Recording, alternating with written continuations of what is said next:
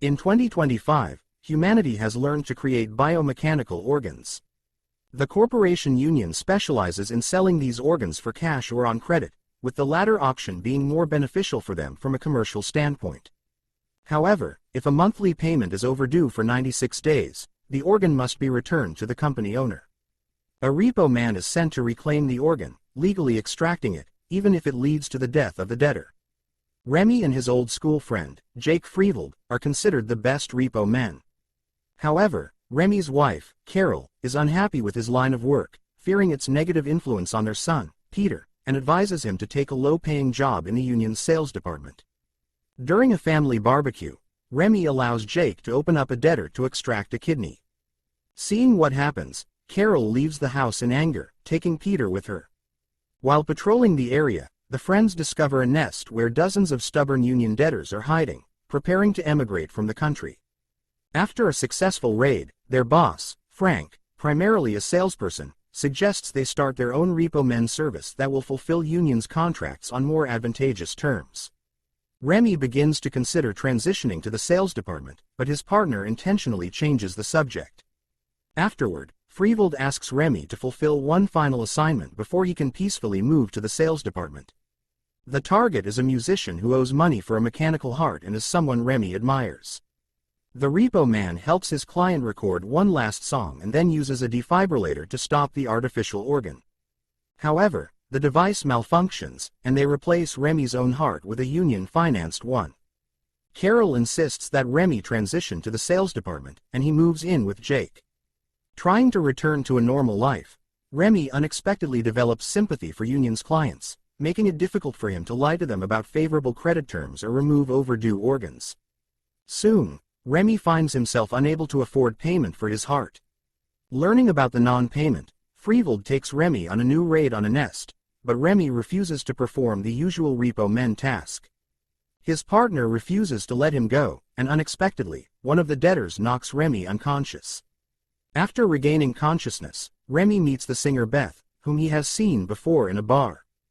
During their further interaction, it is revealed that she owes debts for almost her entire body, except for her lips and heart.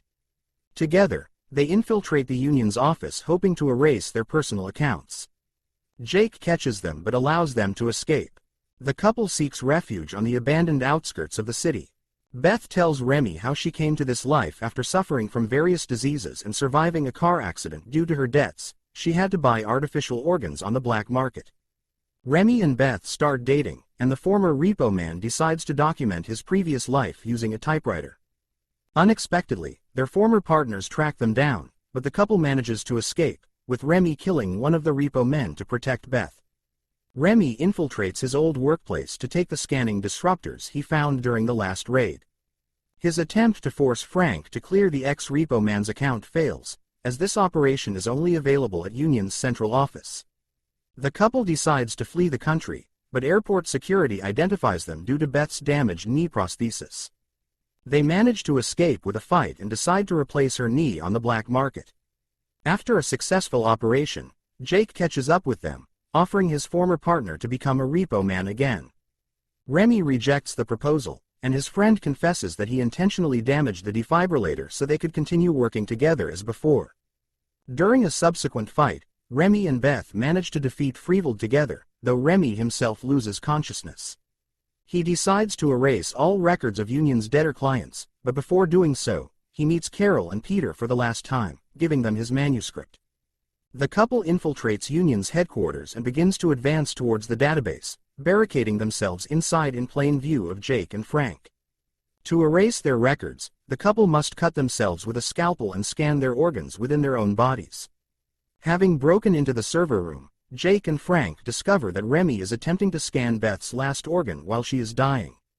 Witnessing this, Freevold refuses to kill debtors, then uses his weapon against Frank, detonating the database while trying to save Beth. Later, we see Remy resting on a tropical island with Beth and Jake. His manuscript has been published under the title Dirty Mamba or Repo Men. However, some things prevent the former repo man from enjoying peace. Jake unexpectedly disappears, leaving a book on his chair. The beach flickers for a while before returning to its original state. It turns out that after losing consciousness during the fight with Jake Freeveld, Remy suffered a brain injury and fell into a coma.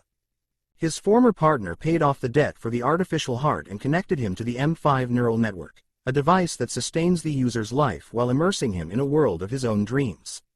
Beth is also unconscious, but Jake promises to take care of her before saying goodbye to his friend. The film ends with a promotional monologue from Frank, now engaged in the sales of neural networks. Did you enjoy the movie? If you did, please give this video a thumbs up and subscribe to our channel for more movie summaries. We will do our best to bring you a new summary every day, so stay tuned and don't miss out. Thank you for watching and see you next time.